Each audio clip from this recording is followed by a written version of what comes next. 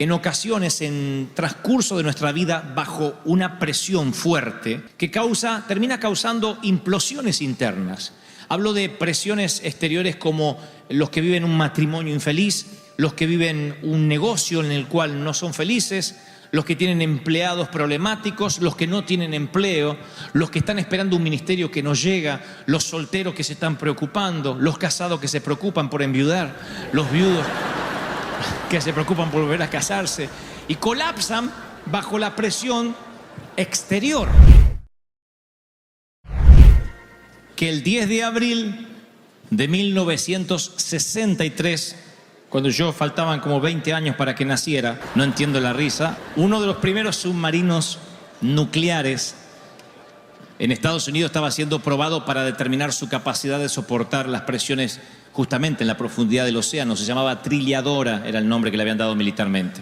Los científicos, los especialistas, los militares estaban emocionados por probar el mérito de este logro oceánico, ¿no? Era uno de los submarinos nucleares, se suponía o se creía, más costoso y más, no solo costoso, sino más sofisticados que había en el momento.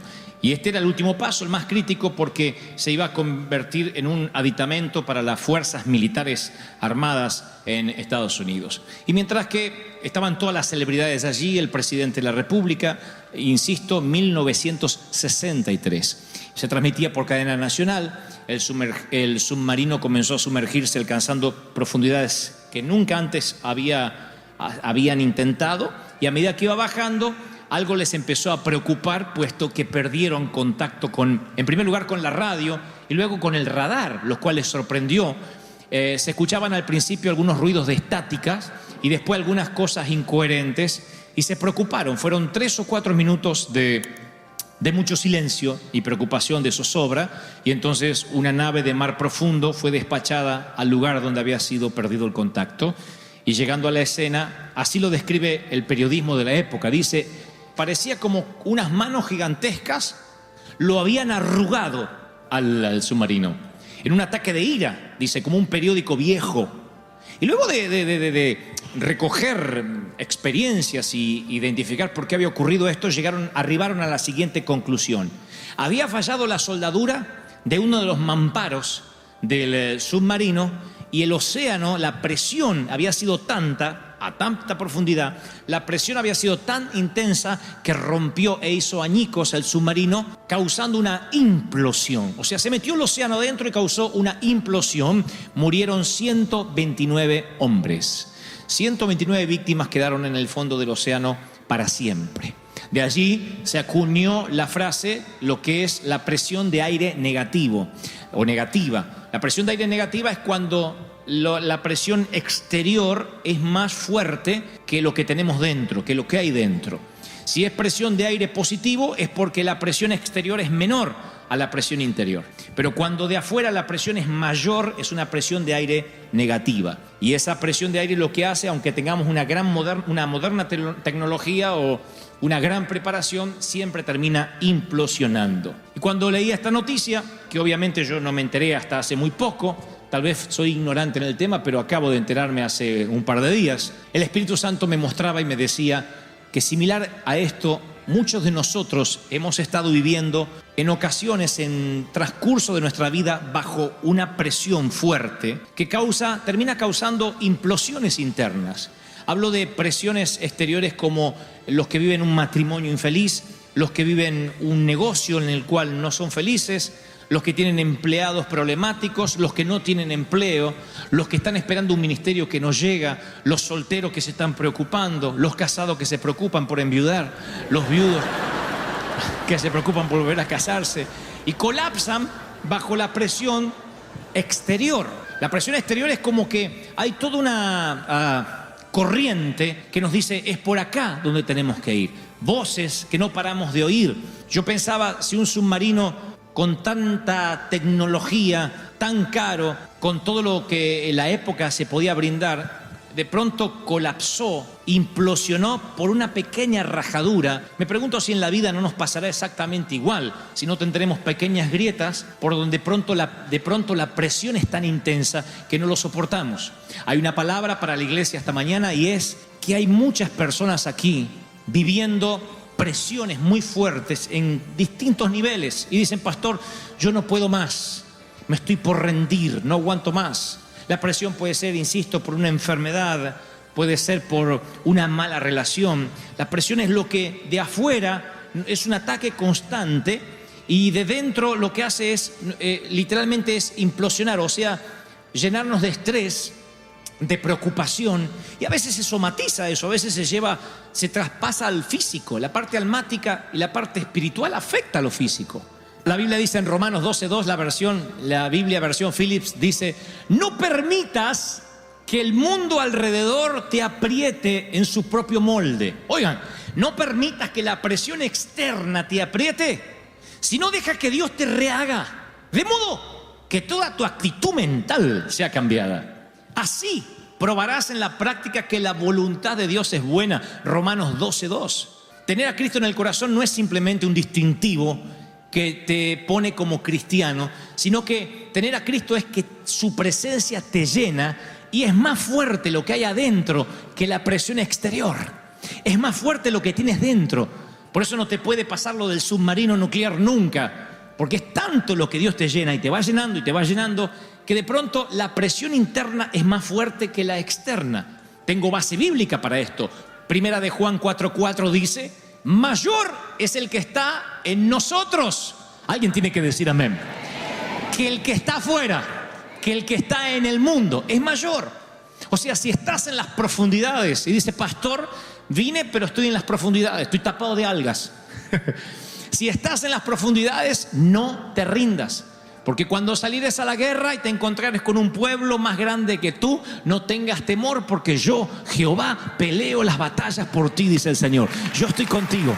¿Lo creen, sí o no? Ahora, yo decía hoy, hay un punto en nuestra vida donde nos damos por vencidos, donde decimos: no puedo más. Esto nos pasa a todos los mortales, a todos los seres humanos. Hay momentos, yo le llamo el punto de resignación. Todos tenemos un punto de resignación, donde nuestra paciencia llega hasta cierto nivel y después decimos: no puedo más. Y no está mal que tengamos un punto donde no podamos más.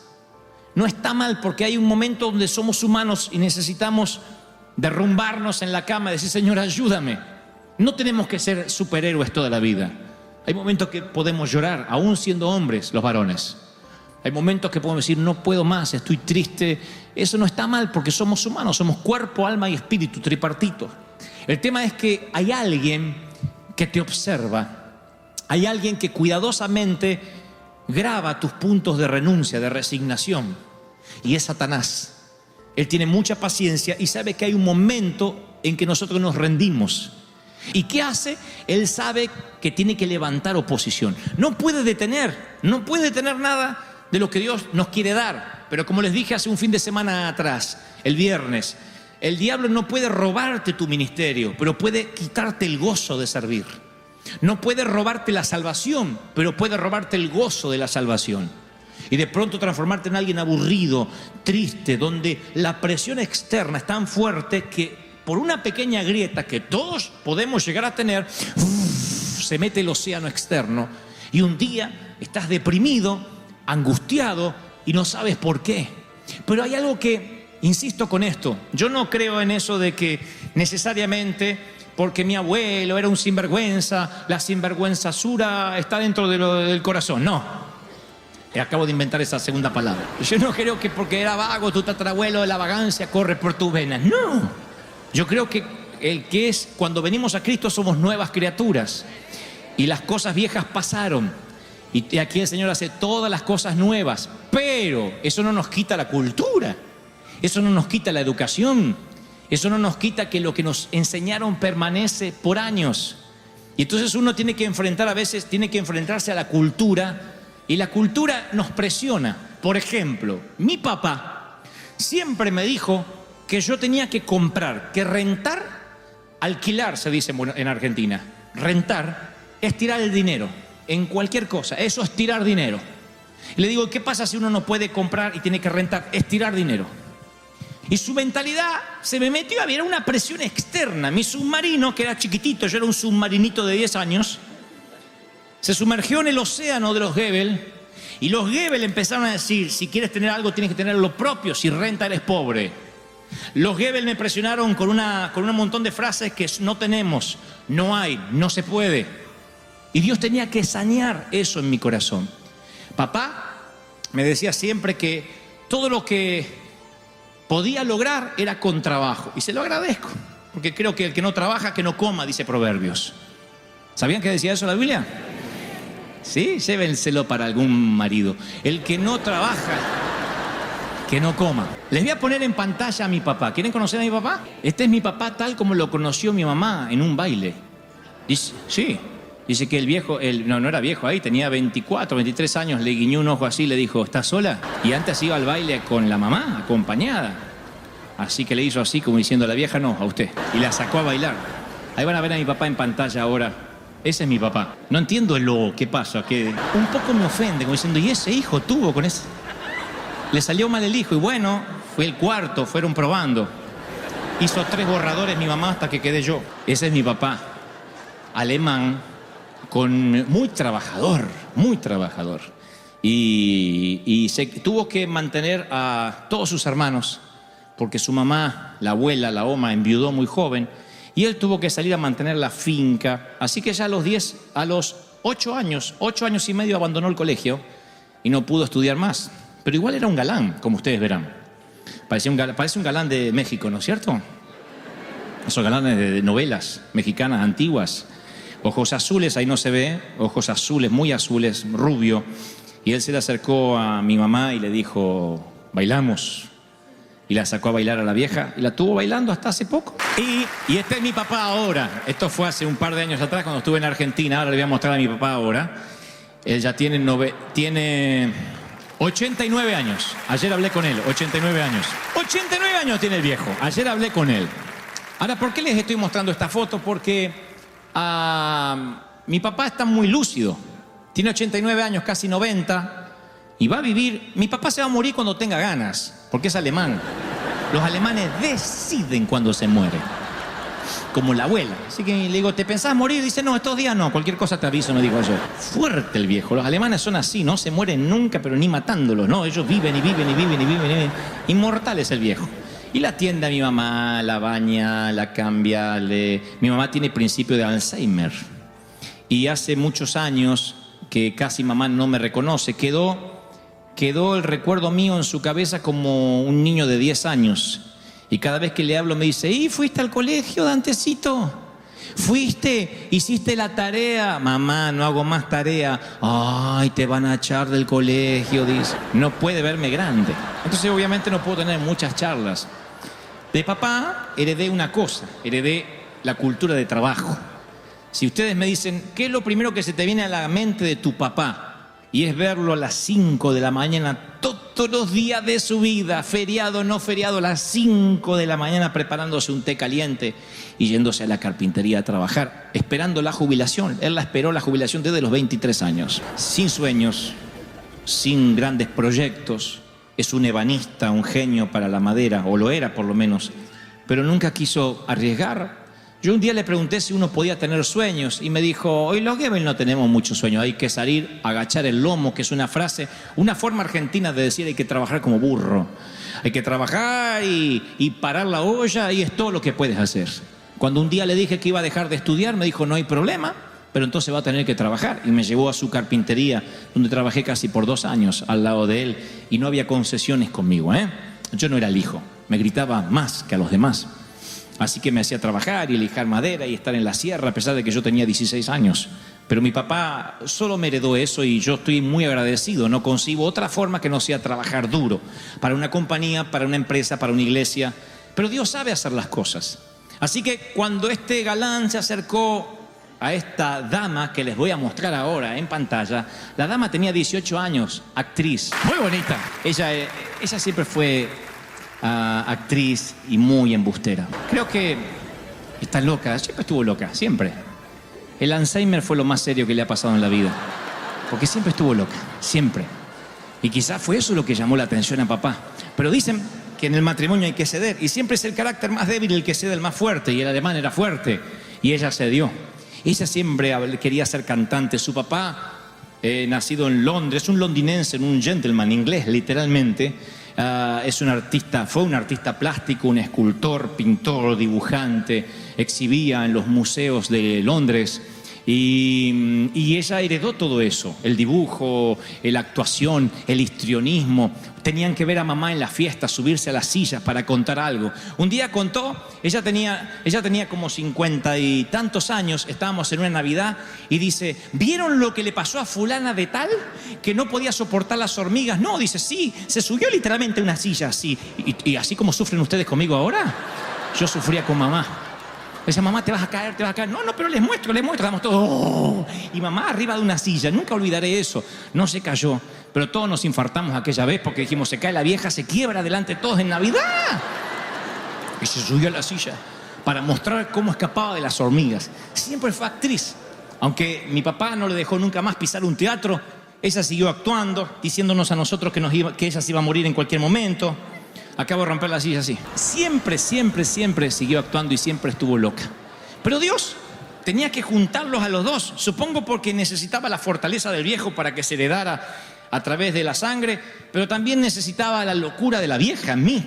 Y entonces la vieja me solía decir, Dantecito, usted tiene muchas cosas adentro. El día que se destape, porque yo estaba tapado. No, yo estaba no hablaba nada, muy tímido, no me podía hablar con la gente, no me relacionaba así con nada, era un bichito, un animalito. Entonces cuando era 5 años era divertido, 6 años, a los 10 era un tontito que andaba así, no hablaba con nadie. Entonces mamá me dijo, usted tiene mucho adentro. Pero papá dice que los Goebbels somos todos burros. No, lea mucho usted. Y me compró libros y libros y libros y libros. Lea, así nunca va a tener errores de ortografía y su lenguaje va a mejorar. Va a ver que si usted se lo propone, hasta artista va a ser, capaz que hasta en la tele, o llega a ser presidente, quién sabe, decía la vieja. Entonces, como que ella me decía a mí lo que no pudo ser.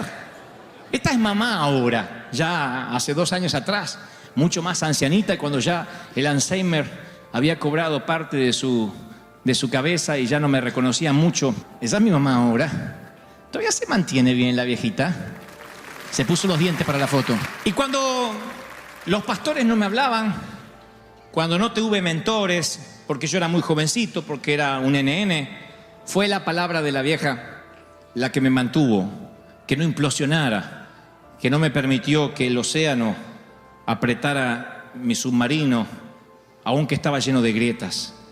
Entonces, en todos estos años, desde que ella no está bien de su cabeza, yo extrañaba sus palabras de aliento, porque las madres y los padres tienen un poder sobre los hijos. Puede haber 50.000 personas que dicen que me aman, no hay como una mamá diciendo te amo. Pero cuando una madre ya no te reconoce, uno siente un dolor extraño, un sentimiento extraño. Así que desde hace 6 años que estamos aquí en Estados Unidos, que cada vez que llamo a Buenos Aires, hablo solo con papá. Y le digo, ¿la vieja está ahí? Me dice, sí, pero ni se acuerda, no te reconoce. Y es verdad. Y las pocas veces que yo le hablé, ella me ve como si fuera chico, como si fuera un niño de 10 años. Así que ayer estaba haciendo este mensaje al que titulé Vivir bajo presión. Por alguna razón relacioné el submarino con la presión que yo tuve toda la vida de no parecerme a papá, de tomar algo de lo que la vieja me había legado. Así que tomé un descanso porque me dolía la vista y dije, voy a llamar a mis viejos otra vez. Así que le dije, hola papá, hablé con él. Y de pronto escucho la voz de la vieja atrás que dice, ¿quién es? Y él le dice, no lo vas a conocer. Él es muy sutil para decir las cosas, el alemán. Y le digo, no me conoce. No, si dice, no conoce ni a tu hermano cuando viene, no conoce, está perdida. Y ella dice, ¿es el Dantecito? Le digo, pasame papá, que me reconoció. Así que le digo, hola mamá, ¿cómo estás? Y esperaba que me dijera algo como, ¿cómo estás en el colegio? ¿Hiciste la tarea? Y estaba dispuesto a decirle, sí, me ando mal en matemática, ahora por mi mamá, para tener una charla. Pero me dice, ¿y cómo está la iglesia? Entonces le digo, bien, mamá, somos muchos. Son muchos, sí. Y ahora nos vamos a un lugar más grande, le digo, vamos, no le voy a decir arena porque piensa que vamos a estar en una iglesia en la playa. Le digo, vamos a un lugar grande, vamos a ir a un lugar grande. ¡Oh, qué lindo! Tuvo un momento de lucidez, pero no paró ahí. sino que me dice, estás en la tele. Sí, ¿y por qué no te veo acá que te busco? Le digo, porque estoy en Estados Unidos, mamá. Pero entonces no estás en la tele. Sí, pero en la tele de acá. Y yo también tengo, ¿por qué no te veo? Porque es otra tele de allá. ¿Estás en la tele o no estás en la tele? Estoy. ¿Por qué no te veo? Porque sale acá, allá no sale. Ah, la voy a tener que arreglar, sí. Y luego dice, bueno, hijo, te dejo, te dejo. Bueno, gracias, mamá, gracias. Y antes de cortar me dice, el día que te destapes, que salga lo de adentro, porque tenés tantas cosas. Esa es la frase de mi madre. De haber seguido con la lucidez, ayer le hubiese dicho que ya me destapé. Que pasaron muchos años desde que perdí la vergüenza. Hubiese querido decirle que finalmente no oí la voz del viejo. Que finalmente no le creí que los Goebbels éramos todos burros. Que no estaba condenado a rentar y que por eso me iba a volver pobre. Hubiese querido decirle que, así como ella, bajito a veces me decía, cuando yo era chico, todo lo que tengas, hacelo, que no te presionen. Y miraba así como diciendo el viejo. Hubiese querido decirle que yo sí le creí a Dios y que nunca perdí esa beta artística y que seguí siendo loco y que moriré loco como la vieja. Hubiese querido decirle tantas cosas, pero lo más lindo hubiese sido decirle algo como, ¿sabes? La presión no me hizo colapsar. Finalmente Dios cumplió o está cumpliendo su propósito en mí. Dios lo está haciendo, mamá, lo has logrado, has hecho algo bien. Pero interpreté de que ya no me reconocía, fue solo un momento de lucidez porque luego empezó a hablar ciertas incoherencias. Y dije, pásame con papá. Y dejó el teléfono y papá volvió y dijo, ¿viste? No sabe lo que está diciendo. Le digo, oh sí, dijo que me voy a destapar y que tengo que sacar todo lo de adentro. Oh, pero ni sabe lo que dice. Le digo, sí, papá, me lo decía de chico, vos no oías. Pero eso me lo decía de pequeño y me lo volvió a decir. Entonces pienso que a veces Dios nos da esos regalos para que recordemos de dónde nos sacó, de dónde Dios nos transformó, cómo nos fue procesando y que mayor es lo que Él puso dentro que todo lo que hay alrededor. No importa si vienes de México, de Colombia, de El Salvador, de Honduras, de Argentina. Dios, como esos autos de colección, esos autos viejos que agarran los coleccionistas y lo transforman en un auto caro de colección, Dios te empieza a hermosear y te transforma. Y toma a una persona gris y la ilumina y le llena de color sus mejillas. Y de pronto tus ojos cambian. Y como dije hace un fin de semana atrás, te para derechito, te hace sonreír, te llena de sueños. Y cuando tienes un sueño más grande que tú mismo, un sueño al estilo Dios, un sueño como solo Dios puede darte, te mantiene vivo, te mantiene despierto. Y la presión de las profundidades de la vida no hacen que colapses, no te hace implosionar, hace que puedas abrirte paso en el mundo donde Dios te lleve. Y allí estaba yo siendo jovencito, primero abriéndome paso en el mundo de las comunicaciones, más tarde abriéndome paso a los tumbos en el mundo de los predicadores. Y me llamaba un loco y me siguen llamando loco y falso profeta y apóstata, payaso y otras cosas. Pero creo que si mamá vuelve a recordar algo de lo que me decía, dirá, al final lo lograste, te destapaste, eso estaba en ti. Dios dice, hay cosas maravillosas dentro tuyo, que las he puesto desde el vientre de tu madre. No los busques de afuera, están en ti. Solo tienes que buscarla, sacar lo mejor de ti, exacerbar lo más puro y resplandecer. Si no, la orden sería, levántate y refleja. Pero no dice eso, dice, levántate y resplandece. No tienes que reflejar, tienes que resplandecer. Encender el interruptor y resplandecer. Porque ha venido tu luz. ¡Aleluya! Alguien tiene que decir amén, resplandece. Y esta mañana yo quiero orar por los que han perdido sus sueños, por los que las presiones de la vida le han quitado las visiones, te ha robado el futuro, por aquellos que dicen, sabes, las cosas que me han pasado a lo largo de mi vida me han robado la alegría, me han robado la felicidad, me han robado el disfrutar, el gozo del Espíritu. Y el Señor me dice esta palabra hoy. Aunque los años hayan pasado, aunque mi mamá no esté aquí, te digo la misma palabra. Mayor es lo que hay dentro de ese submarino. mayor, que aunque haya grietas, te dice el Señor, no vas a resignar, no vas a renunciar, ni el océano entrará en ti, vas a resistir. Y cuando no puedas más, vas a ir al segundo aliento como los deportistas y no te vas a entregar. Me dice el Señor, yo te traje con propósito, yo te gesté desde el vientre de tu madre con un propósito, con un sueño. Y aunque el sueño se tardare, espéralo. Aunque el sueño se tarde, espéralo, porque vendrá, porque se cumplirá, porque yo lo voy a hacer. ¿Cuántos dicen gloria? Gracias por llegar hasta el final. Si esta palabra tocó tu corazón, te animo a seguir escuchando lo que Dios tiene preparado para ti en los siguientes videos.